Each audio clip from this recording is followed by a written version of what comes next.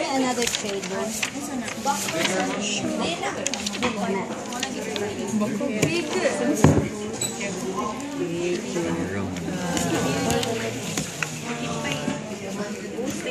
Okay, first, this is the buccal cavity. Oh, quiet na. So, this is the upper jaw and the lower jaw.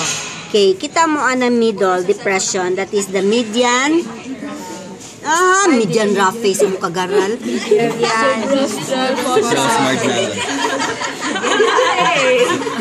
Isa to. Median subrostral fossa. Okay, you see that kanang depression. Okay, and then an elevation, slight elevation on each side, no, of the median. That is the pulvinar rostrale. Okay, and then on its lateral side, lateral side is the lateral subrostral fossa. Okay, now this one here, this is the upper, right? So depression. Now the slight elevation here is a lower jaw. That is the tuberculum prelinguale. This is the one that will, okay, attach to the depression, which is the median, so it will close, no, in contact. Okay, and then as well as the two elevation there will come in contact with the depression here on each side of the tuberculum prelingua. So unsa ning kuan? Shallow depression on each side. Unsa man? Tuberculum prelingua. Dili. Tuberculum, this is the middle, which is, okay, in contact with the median, tuberculum prelinguale.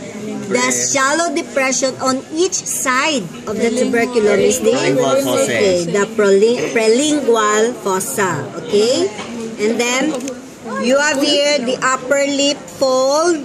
Okay, and then here, okay, is the sulcus marginalis, no? Sulcus marginalis. And then you have the internal nares or the choanae. And then you have the Eustachian tube or the recess. Okay, you see that? Okay. And then you have the upper lip, lower lip fold. Okay, and then you have the tongue. Okay, and then canisha.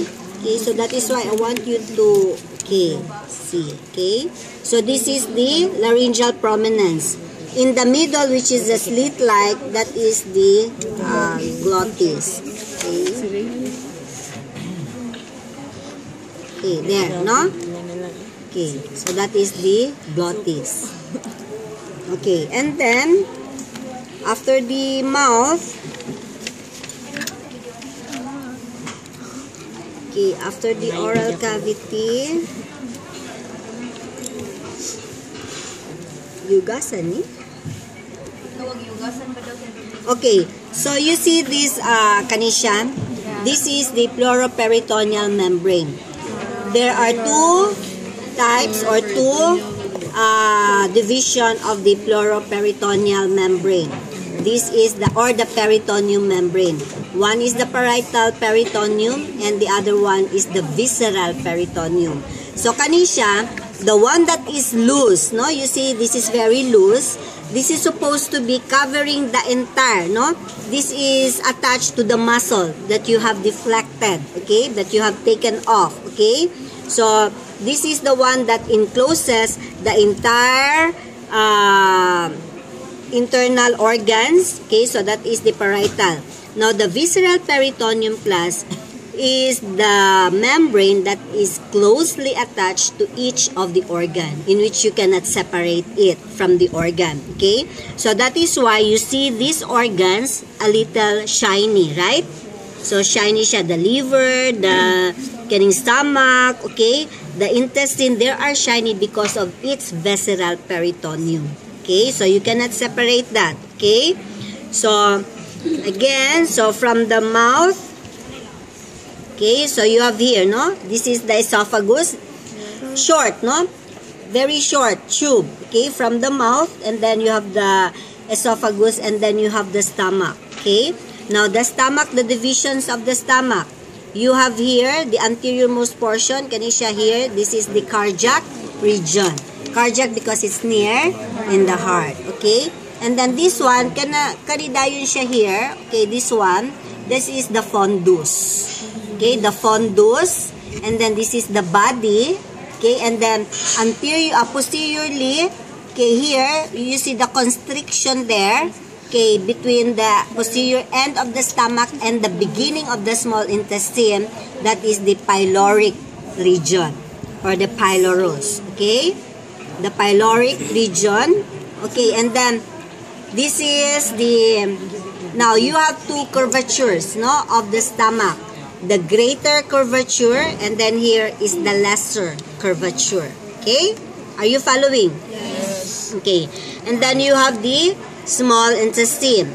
Now, again, small intestine has division. Okay? So, you have, makukita, na flashlight na inyong kuan. So, it will be clear. What is flashlight? Ingrid. Kana. Okay. Okay, so the pyloric region, which is the posterior end of the stomach, and then the first division of the small intestine, which is the duodenum. Okay, duodenum, and then the rest of the coil, okay, here, no, the rest of the coil, this is the ileum.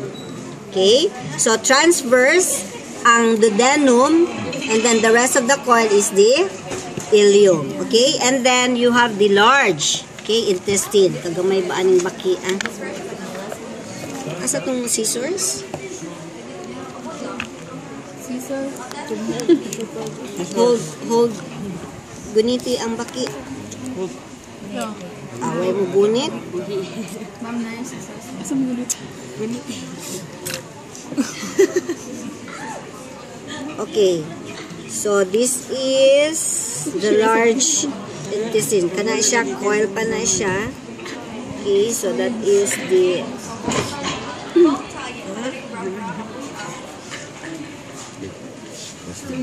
Okay, here, no? So, this is still the ileum. Now, this is the large intestine. So, anterior is the rectum, and then here, posterior na is the cloaca. You have to cut here so that you will be able to see the anus. Okay, ang anus na dito sa inner portion. Okay, the rectum and then the cloaca. Okay, then this is the liver. Okay, this is the lung. Okay, and then you have here in between the liver, okay, a sac that stores the bile. Isa man. Okay, the gallbladder. Okay, so that is the gallbladder, this one. Okay, so gallbladder, then you have the pancreas. Okay, so this one, that is the pancreas. Okay, and then you have here the spleen. Okay, that is the spleen, no? Tupad siya sa kidney. Okay, ang spleen. Okay, so the spleen, and then the mesentery. Okay, so this one, kani siyang mesentery, kani, this membrane here, that is attaching from the stomach to the dorsal wall, that is the mesogaster. Okay, and then here's small intestine.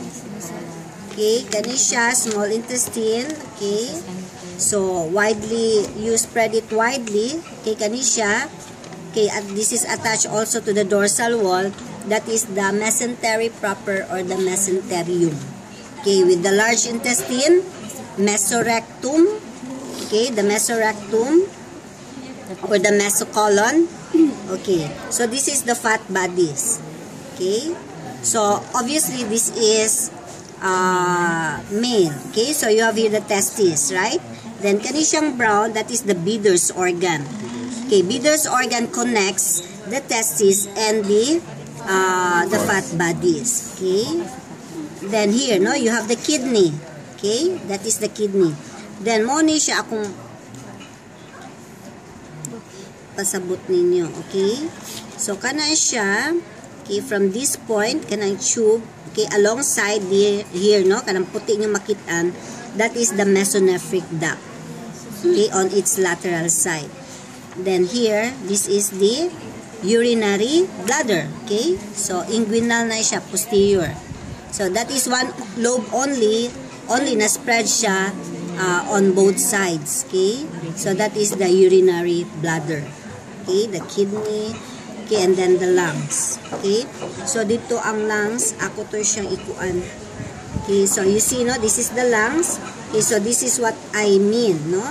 Okay, compartments. So that is the air sacs or the alveoli. Okay. Sige. Okay, ingon ko digestive lang, nahurot na nako hasta ang urogen.